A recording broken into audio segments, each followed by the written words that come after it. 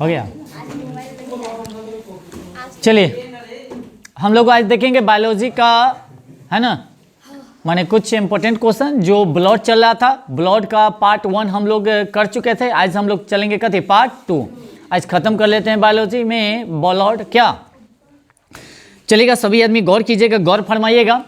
आगामी एग्जाम के लिए सभी इंपॉर्टेंट है, इस बात को ध्यान रखिएगा। एक एक क्वेश्चन, कल कि सभी अभी रेलवे का एग्जाम हो रही है, उसमें साइंस का वेटेज सबसे ज़्यादा है, इसलिए सेशन को सभी आदमी लास्ट तक देखिएगा। वीडियो को थोड़ा सा शेयर भी कीजिएगा, है ना।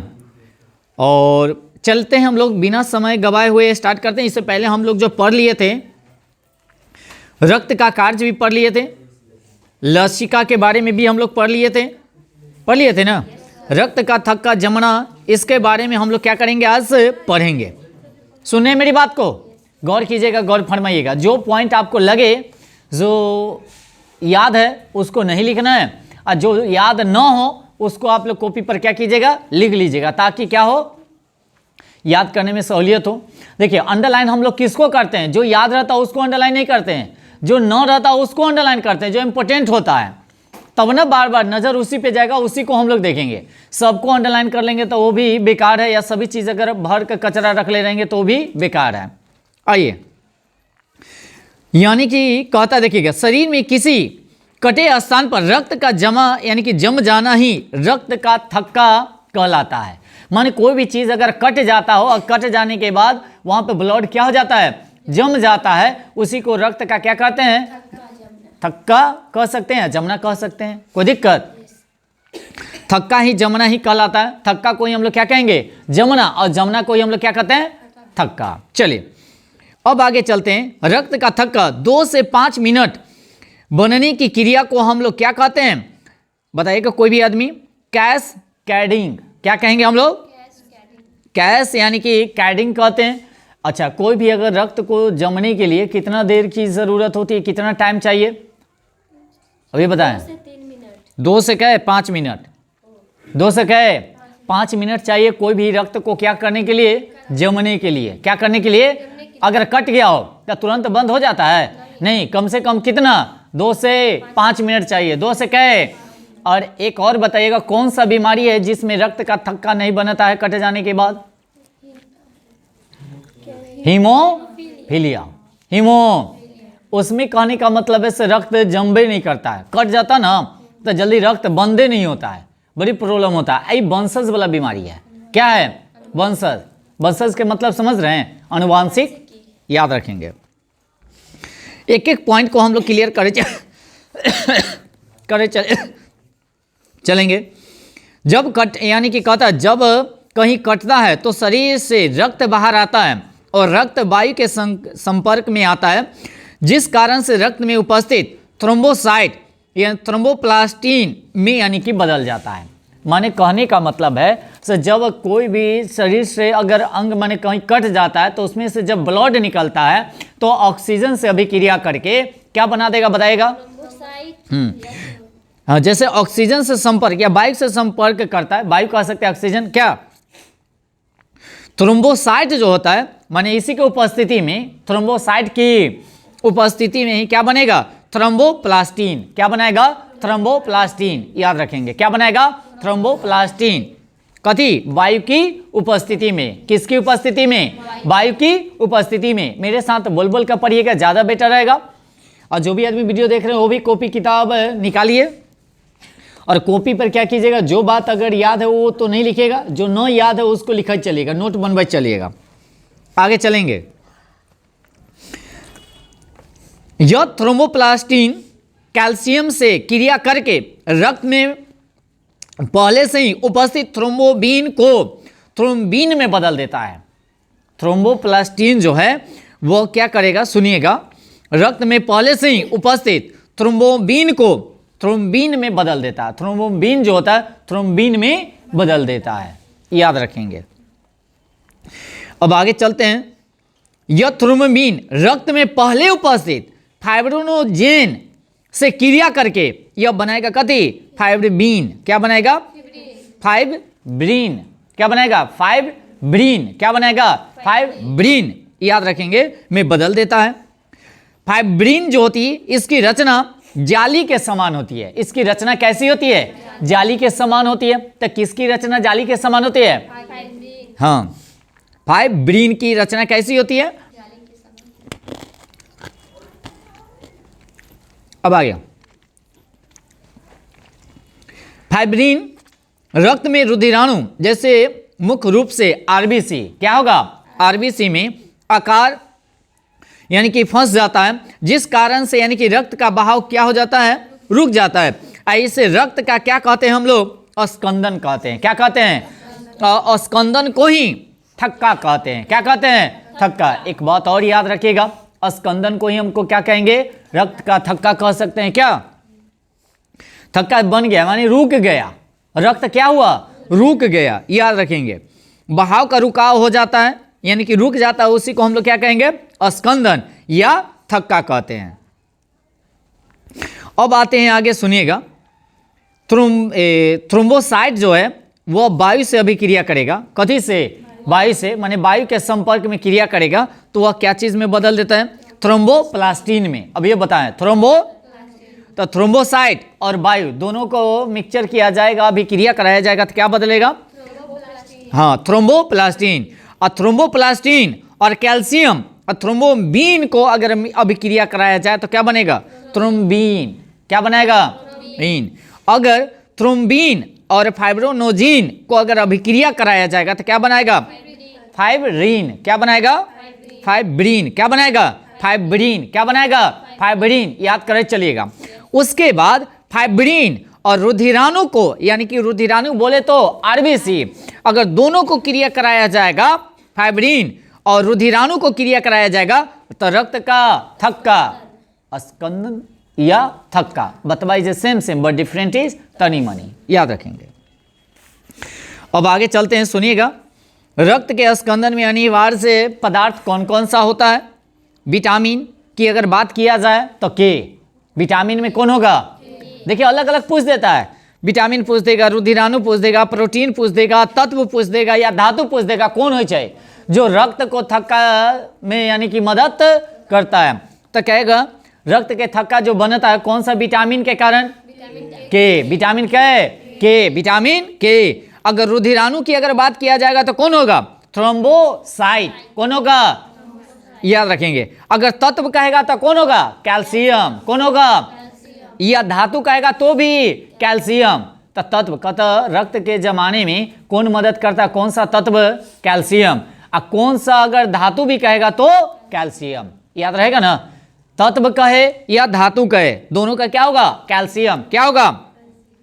अगर प्रोटीन की अगर बात किया जाए, रक्त के जमाने में कौन सा प्रोटीन का प्रयोग किया जाए, माने कौन सा प्रोटीन होता है? तो यह हो जाएगा फाइब्रोनोजिन तथा एक हो जाएगा प्रोथ्रोम्बिन। क्या हो जाएगा?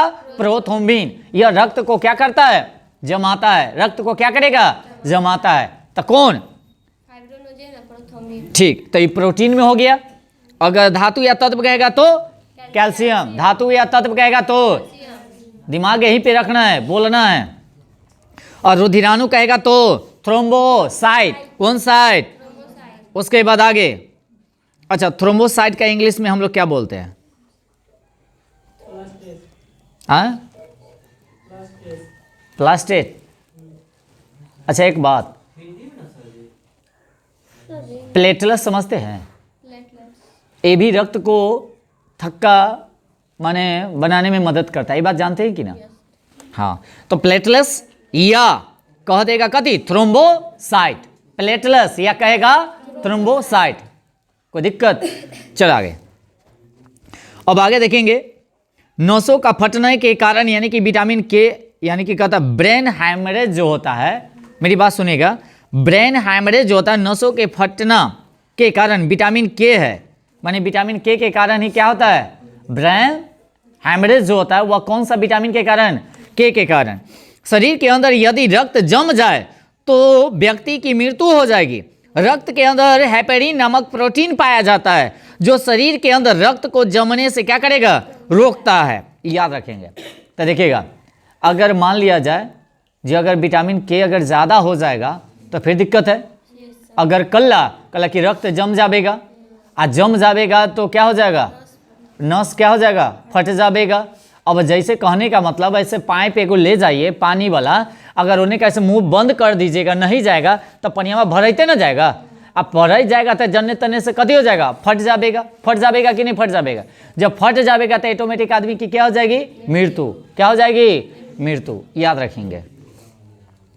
अब एक और बात बताइएगा, तो जमने नहीं देता है, एक प्रोटीन है और उस प्रोटीन का नाम है हेपेरिन। क्या है, हेपेरिन। यह हेपेरिन जो होता है सो जमने नहीं देता है, किसको, रक्त को। तभी तो एकदम सीधा जाइत रहता है, जाइत माने रहता है, क्या अब जाइत रहता है। अब आगे चलते हैं। हेपेरिन वायु के संपर्क में आते ही निष्क्रिय हो जाती है ताकि खून का थक्का बन सके। माने खून का थक्का माने बाहर जैसे ही आता है यह क्या हो जाता है बताइएगा। हेपेरिन जो है वायु के संपर्क में आते ही निष्क्रिय हो जाती है, माने खत्म हो जाता है, बाहर क्रिया नहीं कर पाएगा। वो कहाँ करेगा, अंदर। अगर क्रिया करना बाहर बंद हो जाएगा तो ऑटोमेटिकली ब्लड क्या हो जाएगा, जम जाएगा। क्या हो जाएगा, जम। नहीं तो बाहरों आकर क्रिया करते रहते तो कहियो जमबे न करते। ब्लड सब दे के अगर कोई को कट जाएगा तो धैले है तो ठीक है, जैसे छोड़ेगा तैसे बहना शुरू हो जाएगा। ठीक है। अब आगे हीमोफीलिया कौन है, हीमोफीलिया एक आनुवांशिक रोग है। इस रोग में खून का थक्का नहीं बनता है। अभी थोड़ा देर पहले बताए थे, हीमोफीलिया एक ऐसा रोग है जो रक्त का थक्का नहीं बनता है। अगर कट जाएगा तो माने कतनो जात के रखिए, तने देर जात कर रखिएगा तब तक ठीक है, जैसे छोड़िएगा बहना शुरू हो जाएगा। मेरी बात समझ रहे हैं। तो कौन सा रोग, हेमोफीलिया, जिसमें रोग अति रक्त का थक्का नहीं जमता है, यह बनता है। अतः कटने पर रक्त बहाव नहीं रुकेगा। यह बीमारी इंग्लैंड के महारानी एलिजाबेथ से प्रारंभ हुआ था। याद रखेंगे इस पॉइंट को। सबसे पहले जो है इस बीमारी को कहाँ देखा गया भाई, इंग्लैंड में। और किसके माने किस पर माने अति किया गया था, वहां के जो महारानी थी एलिजाबेथ, है ना। सबसे पहले एलिजाबेथ से ही माने होते से कभी हुआ था, शुरू हुआ था। याद रहिएगा, रखिएगा ना जी। ये आइए, एलिजाबेथ याद रहा था, इंग्लैंड के कथी महारानी। आगे रक्त समूह का यानी खोज जो किया था लैंड स्टीनर ने किया, है ना। कहेगा रक्त समूह का खोज किसने किया, लैंड स्टीनर ने किया। याद रखेंगे। मानव में मुख्य रूप से 4 प्रकार के रक्त समूह पाए जाते हैं। क्या प्रकार के, 4 प्रकार के रक्त समूह पाए जाते हैं। सभी में अलग अलग हो सकता है, कोई को ए है तो कोई के बी है, कोई के ए बी है तो कोई को ओ है, इसी में पॉजिटिव है तो कोई को निगेटिव है। क्या रक्त समूह की विभिन्नता के कारण आरबीसी में पाए जाने वाले ग्लाइकोप्रोटीन है। एक क्या है, ग्लाइकोप्रोटीन। तो कहेगा ग्लाइकोप्रोटीन जो पाया जाता है वह कहाँ पाया जाता है, आरबीसी में। कहाँ पाया जाता है, आरबीसी। याद रखेंगे, कहाँ पाया जाएगा, आरबीसी में पाया जाता है, जिसे लैंड स्टीनर ने एंटीजन नाम दिया, है ना। तो लैंड स्टीनर ने इसको नाम कथी दिया, एंटीजन नाम दिया। याद रखेंगे। एंटीजन भी 2 प्रकार का होता है। एंटीजन है, एंटीजन बी। एंटीजन है, एंटीजन बी। एंटीजन से पहले इसका नाम क्या था, ग्लाइकोप्रोटीन। क्या था, ग्लाइकोप्रोटीन से ही फिर कथी कहा गया, एंटीजन। किसने कहा, लैंड स्टीनर। कौन स्टीनर, ना राहुल, किसने कहा, लैंड स्टीनर। हाँ एकदम ऐसी। उसके बाद आगे चलते हैं, देखिएगा। जिसमें ए होगा, जैसे कहने का मतलब एंटीजन ए होता है उसको हम लोग क्या, ब्लड ग्रुप ए। अब बी रहेगा उसमें हाँ बी, और ए भी रहेगा उसमें ए बी। और जिसमें एंटीजन नहीं पाया जाएगा उसको हम लोग कहते हैं ओ। तो एंटीजन ना पाया गया इसका मतलब एंटीबॉडी पाया गया।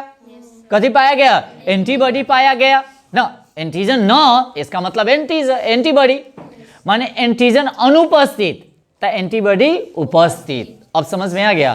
तो किस में एंटीजन पाया जाएगा, ए में, बी में, ए बी में। केकरा में ना पाया जाएगा, ओ में नहीं पाया जाएगा एंटीजन, तो क्या पाया जाएगा, एंटीबॉडी। अब कहिएगा एंटीबॉडी किस में नहीं पाया जाएगा, ए में, बी में, ए बी में एंटीबॉडी नहीं पाया जाएगा। सिर्फ ए बी में नहीं पाया जाता है एंटीबॉडी, ए बी। अच्छा तो किस में पाया जाएगा, एंटीबॉडी पाया जाएगा ओ में। कथी में, ओ में। किस में खाली नहीं पाया जाएगा, तो ए बी में। किस में, ए बी। आ गया ये। एंटीबॉडी देखिएगा, एंटीबॉडी ए में भी पाया जाएगा, बी ए में भी, बी में भी, ए बी में भी, याद रखेंगे सब में एंटीबॉडी पाया जाता है।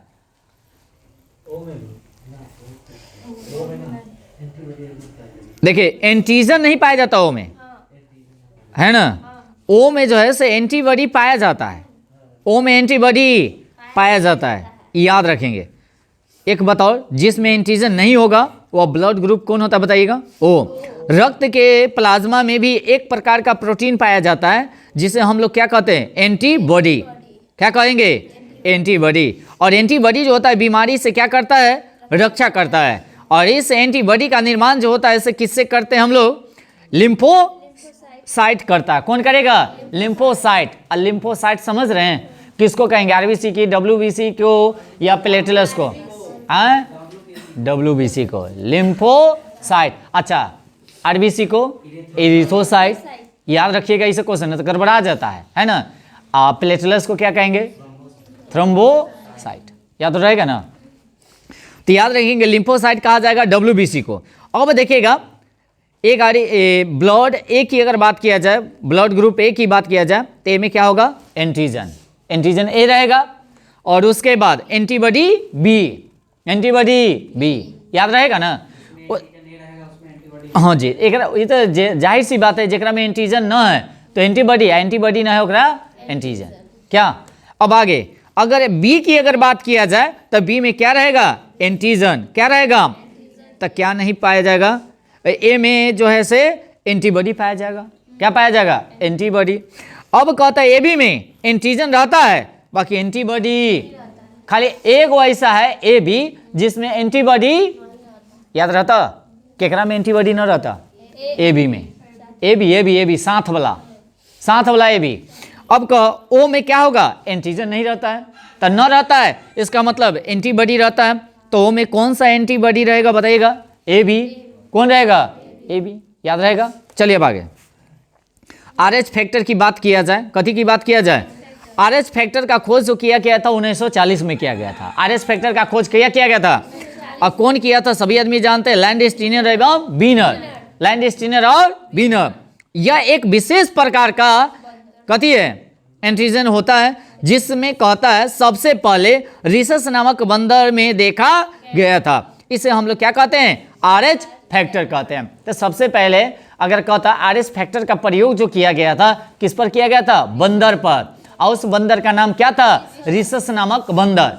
रिसस नामक बंदर जिसमें आरएच उपस्थित हो रहता है, समझ रहे ना, उससे आरएच पॉजिटिव, आरएच पॉजिटिव।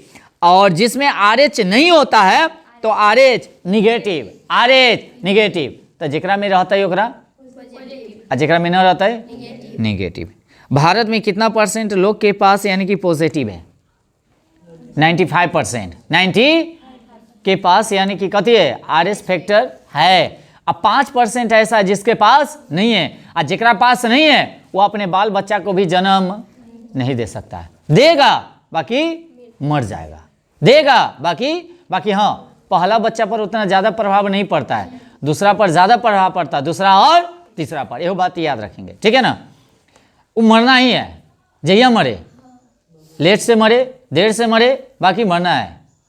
ऐसे तो मरना कहिएगा तो सबको है जी, एक दिन सबको जाना है कि नहीं? बाकी वो अलग बात है, वो अलग बात है। अच्छा सबको नहीं है, कोई अमर थोड़े है राहुल, है कौन? अच्छा बाद में, चलिए अमर है, अच्छी बात है। चलिएगा अब आगे चलते हैं हम लोग। जब किसी व्यक्ति को बाहर से यानी रक्त दिया जाता है तो उसे रक्त का कथी? आदान कहते हैं। कथी कहते हैं?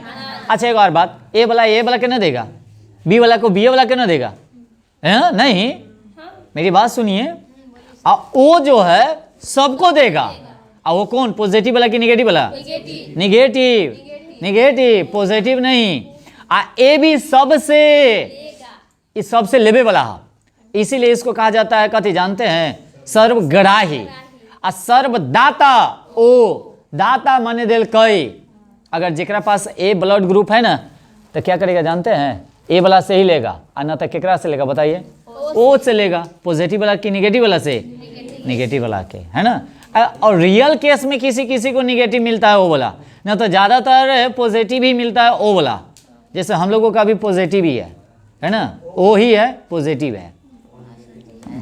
हाँ आपका ओ है ब्लड? हाँ ओ है, ओ पॉजिटिव है बट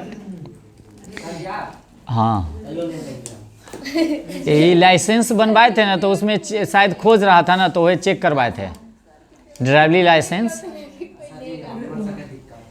क्या है वो निगेटिव है, तो आप दीजिए सबको, है ना। आपका ये ले नहीं सकते। हाँ बाकी हाँ, तो आप अपने वाला से ले सकते हैं, निगेटिव वाला से आप ले सकते हैं, आप दूसरा से नहीं ले सकते हैं।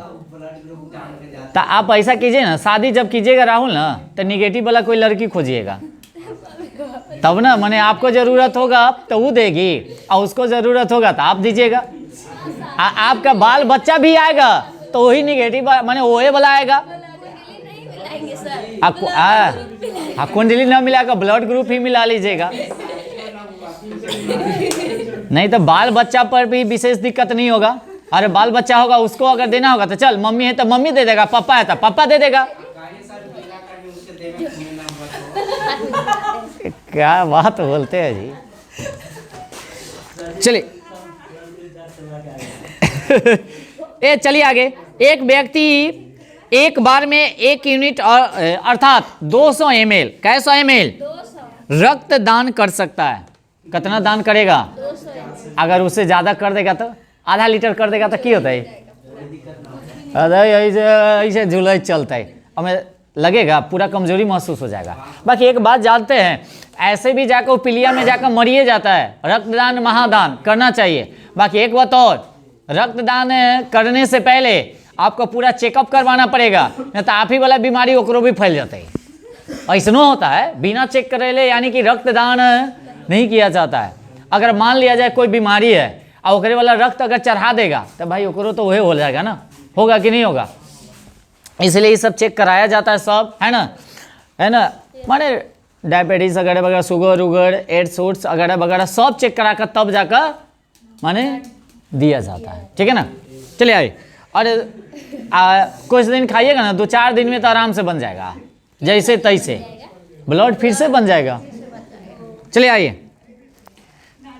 भारत में 1 यूनिट ब्लड का मूल्य कितना है बताइएगा? यानी कि 1200 से 2000 रुपए के बीच है ना। क्या 1 यूनिट, तो 2 यूनिट अगर दीजिएगा तो 4000 रुपया। क्या 1000 रुपया? यूनिट का क्या बोले थे सर? 12 से 2000 रुपया। अब 2 यूनिट का कितना? 2400 से 4000। 4000 रुपया। हाँ जी, कितना है 1 ml कितना रहेगा? 100 ml कितना? कितना? 200 ml तो दे ही सकता है, उससे ज़्यादा तो दे ही नहीं सकता है ना। अच्छा, जब हम रक्त का यानी कि आदान करते हैं तो ब्लड ग्रुप के साथ साथ RH का भी मिलान करते हैं। अब देखिए RH फैक्टर का भी कथी कर लिया जाता है, माने मिलान कर लिया जाता है। सेम वाला अगर न तो पॉजिटिव वाला है या निगेटिव वाला जाकर दे देगा, गड़बड़ा जाएगा कि नहीं गड़बड़ा जाएगा? हाँ कि ना। अब ओकरो में वही माने RH फैक्टर घुमाते रहता है कि ना। चलिए आगे। इसलिए आप लोग सभी आदमी जब भी कीजिएगा तो कुंडली मत मिलाइयो, खाली ही सब मिला लीजिए। यदि हम RH फैक्टर प्लस रक्त किसी RH फैक्टर माइनस वाले के व्यक्ति को दे देते हैं तो यानी कि पहली बार में कुछ नहीं होगा, किंतु दूसरी बार RH माइनस वाले व्यक्ति की मृत्यु हो जाएगी, क्योंकि इस स्थिति में रक्त अत्यधिक यानी कि क्या जाता है, चिपचिपा हो जाता है और बहाव प्रभावित हो जाता है, जिसे रक्त को अभिसंश्लेषित कहते हैं। कहने का मतलब है अगर दूसरा आदमी को दे दिया जाए, पहला बार में कोई दिक्कत नहीं है, और दूसरा बार में वो बेचारा के राम राम सत्य है, क्योंकि ब्लड जो होता है से क्या हो जाएगा, चिप। हाँ, अरे बहबे नहीं करेगा, बहेगा, गाढ़ा एकदम हो जाएगा तो बहेगा, शरीर में एक जगह से दूसरी जगह जाएगा, माने परिसंचरण नहीं होगा, बहाव रुक जाएगा तो फिर मर जाएगा। अब आगे चलते हैं। अगर मान लिया जाए, मेरी बात सुनिएगा, यदि पिता का RH फैक्टर प्लस है और माता का माइनस हो, इस स्थिति में पहली संतान पर कोई प्रभाव नहीं पड़ेगा, किंतु उसके बाद की संतान मृत्यु पैदा होगी या पैदा होने के बाद तुरंत बाद यानी कि क्या हो जाएगा, मर जाएगा। यानी कि पहला पर प्रभाव नहीं पड़ेगा उतना जितना कि दूसरा तीसरा पर। या तो जन्म लेगा उस समय मरा हुआ जन्म लेगा, या तो जन्म लेगा और वो बेचारा क्या हो जाएगा, मर जाएगा। ये जरूरी नहीं है दूसरा, एगो के बाद जितना भी होगा ना वही प्रभाव पड़ेगा उस पर। कोई दिक्कत, ये चलते प्लस माइनस नहीं रहना चाहिए, दोनों का प्लस प्लस, और न तो दोनों माइनस से माइनस से। क्या हुआ? कुछ नहीं। अच्छा वो फिगर वो दर्पण में है, फिगर देख लीजिए जितेंद्र, लाइट में क्या है, दर्पण पढ़ के देख लीजिए कहाँ से कहाँ प्रतिबिंब बनेगा से। हाँ सबका होते लिखल है, नंबरिंग कहाँ बनेगा न बनेगा सब लिखल है इस शॉर्टकट में। अब आगे अगर माता का ओ है पिता का ए है तो आने वाला बच्चा के क्या हो सकता है बताइएगा? वो या ए। अगर मान लिया जाए ओ और बी है तो क्या आएगा? ओ आएगा, न तो बी आएगा। अगर मान लिया जाए से अगर माता का ओ है और पापा का ए बी है तो क्या आएगा? या तो ए आएगा न तो बी। ओ आएगा कि नहीं आएगा? आएगा ना। हाँ, या तो ना कदे पप्पा पर गया या न तो मम्मी पर। अगर ओ है तो ओ ए आएगा, ओ है तो ओ आएगा, है ना।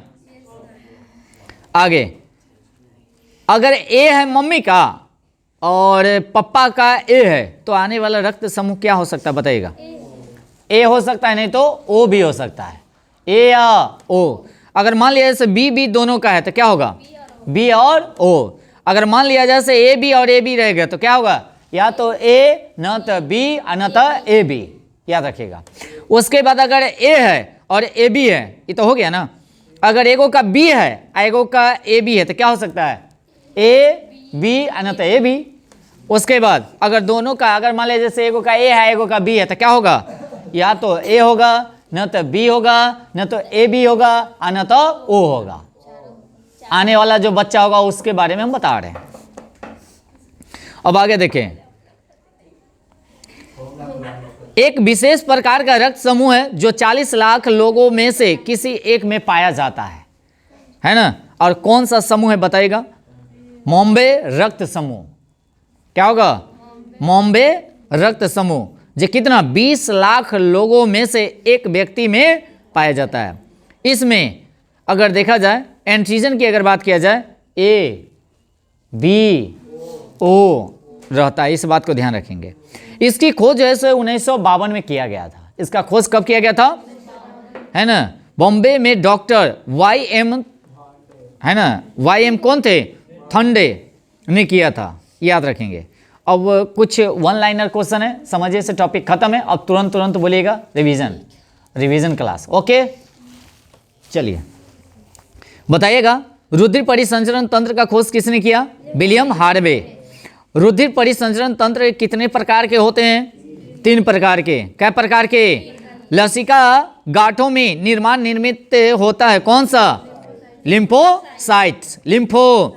आप लोग आवाज निकलना चाहिए। लिम्फोसाइट एक क्या है बताइएगा? लसिका में पाए जाने वाली कणिकाएं। लसिका में पाए जाने वाली, बोलिएगा तो ठंडा कम लगेगा, इस बात को ध्यान रखिएगा। एनर्जी इंक्रीज होगा उसमें से ऊर्जा, तो ठंडा कम लगेगी बोलने पर। उसके बाद आगे घाव भरने में सहायक होती है कौन? लसिका। कौन होता है? सब आदमी बोलिएगा। शरीर में लाल रक्त होता है हेमोग्लोबिन के कारण। हेमोग्लोबिन के, शरीर में हेमोग्लोबिन का कार्य क्या है? ऑक्सीजन का आदान प्रदान। ऑक्सीजन का आदान प्रदान। अब कहता है हेमोग्लोबिन एक क्या है बताइएगा? मानव शरीर में पाए जाने वाला पदार्थ। मानव शरीर में पाए जाने वाला पदार्थ। मानव शरीर में पाए जाने वाला श्वेत रक्त। कौन रक्त? श्वेत रक्त का मुख्य कार्य क्या है? तो रोग प्रतिरोधक क्षमता। हाँ, क्या करना? धारण करना, याद रखेंगे। जल्दी रोग से मानी बचाता है, याद रखेंगे, हावी नहीं होने देता है। रुधिर के प्लाज्मा में एंटीबॉडी निर्मित होता है किसके द्वारा? लिम्फोसाइट के द्वारा। किसके द्वारा? लिम्फोसाइट के द्वारा। रुधिर को वाहिकाओं में जमने से रोकता है कौन? हेपेरिन। कौन? हेपेरिन रोकेगा। रुधिर प्लाज्मा में थ्रोम्बोबिन तथा फाइब्रोनोजिन प्रोटीन का निर्माण यकृत में किस विटामिन की सहायता से होता है? नहीं, नेफ्थोबैक्टोन। कौन हो जाएगा? नेफ्थो। हाँ, उसके बाद आगे आरबीसी कौन है? आरबीसी की संख्या किन यंत्र से ज्ञात की जाती है? हीमोसाइटोमीटर, हेमोसाइटो। आरबीसी की संख्या किससे मापा जाएगा? हीमोसाइटोमीटर, हीमोसाइटो। रुधिर के यानी कि जमने में किस खनिज की आवश्यकता होती है? कैल्शियम की। किसकी आवश्यकता? कहां पर लसिका गांठों की संख्या अधिक होती है? कहां बताइएगा? कंधा, गर्दन और पेड़ू। उसके बाद आगे, किन रुधिर वाहिकाओं में कपाट नहीं पाए जाते हैं? धमनी में। किस में? धमनी में। लसिका गांठों में किसका निर्माण होता है? लिम्फोसाइट का। किसका? लिम्फोसाइट का। किसका होगा? लिम्फोसाइट का। सबसे बड़ी लसिका ऊतक कौन सा है? पिलिया। कौन है? पिलिया। कौन है? पिलिया। लैंडस्टीनर और वीनर ने रक्त में एक अन्य किस प्रकार के एंटीजन का पता लगाया है? तो आरएच फैक्टर का। किसका? आरएच फैक्टर का। डब्ल्यूबीसी का निर्माण कहाँ होता है? अस्थि कहाँ? तो लिम्फ नोड में। कहाँ? लिम्फ नोड में भी।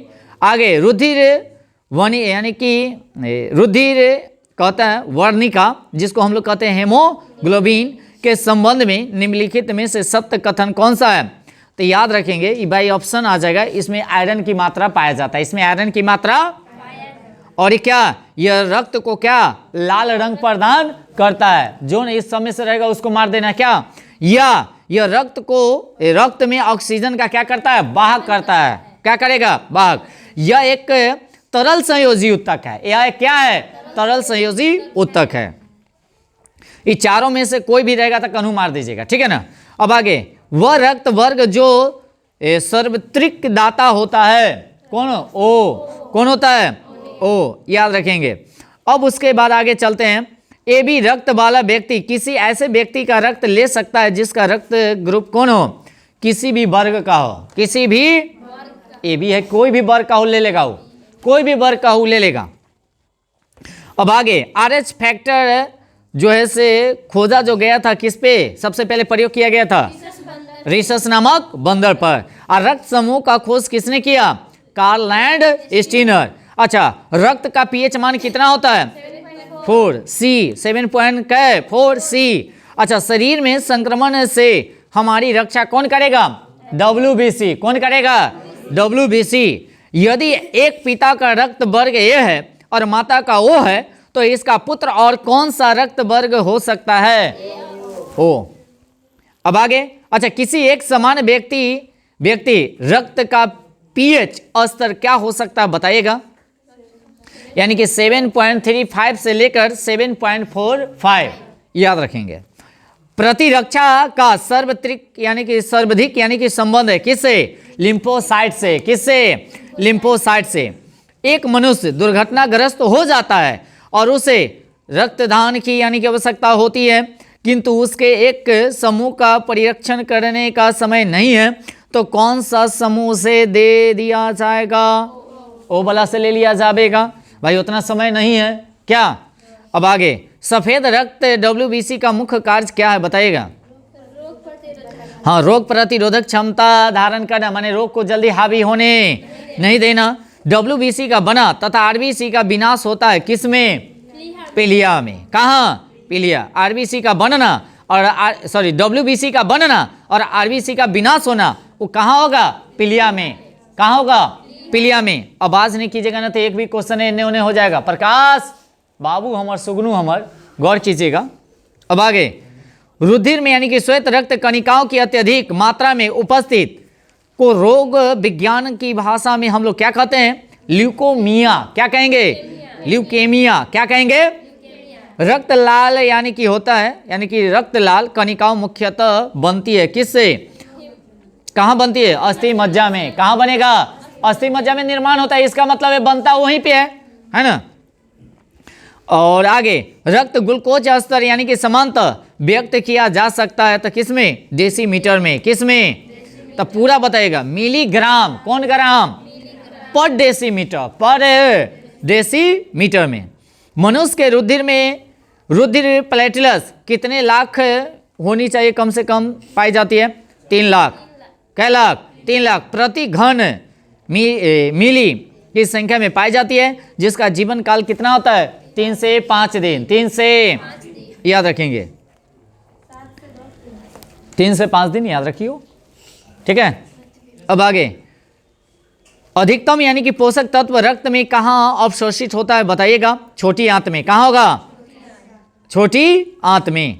उसके बाद जब कोई बाहरी पदार्थ मानव रुधिर प्रणाली में यानी कि विशिष्ट होता है तो प्रतिक्रिया कौन प्रारंभ करेगा? WBC। कौन प्रारंभ करेगा? अच्छा, RBC का जीवन काल कितना दिन होता बताइएगा?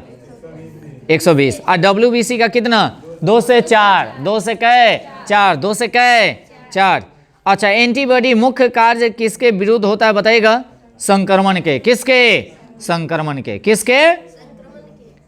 इस तरह से आप लोगों का ब्लड आपका क्या होता है? समापन होता है। और टेस्ट का कॉपी आप लोग का बन गया है। टेस्ट हो सकता है इसे कभी भी ले सकते हैं, याद रखेंगे। अभी तकला ब्लड तकला जो भी होगा। नेक्स्ट जो टॉपिक आएगा आपको जंतु विज्ञान आएगा। कथी आएगा? जंतु विज्ञान। उत्सर्जी यानी कि तंत्र के बारे में, उत्सर्जन के तंत्र के बारे में हम लोग पढ़ेंगे। बड़ा नहीं है, एक दिन में आप लोग अगर चाहिएगा तो कथी हो जाएगा? खत्म। यानी कि जनन उनन सब इसी में आ जाएगा। जनन भी पढ़ा देंगे, बेसी बड़ा नहीं है। इसको पूरा कंप्लीट करिए लीजिएगा बायोलॉजी, तब जाकर हम फिजिक्स को क्या करेंगे? स्टार्ट करेंगे। क्या कहे कि ना कहता है से मार पचे ना सुहारी पर दम वाला बात, जे को खत्म नहीं होता तब तक एगो स्टार्ट होने। जब सिलेबस पूरा अगर टारगेट है तो पूरा खत्म ही कीजिए, ठीक है ना, पूरा साइंस। चलिए तो आज के सिवा इतना ही रहने देते हैं क्या? और सभी आदमी वीडियो को थोड़ा सा शेयर सभी आदमी कीजिएगा। और जो आदमी नए होंगे वह चैनल को सब्सक्राइब भी कर लीजिएगा और बेल आइकन को भी दबाना मत भूलिएगा, ठीक है ना। चलिए।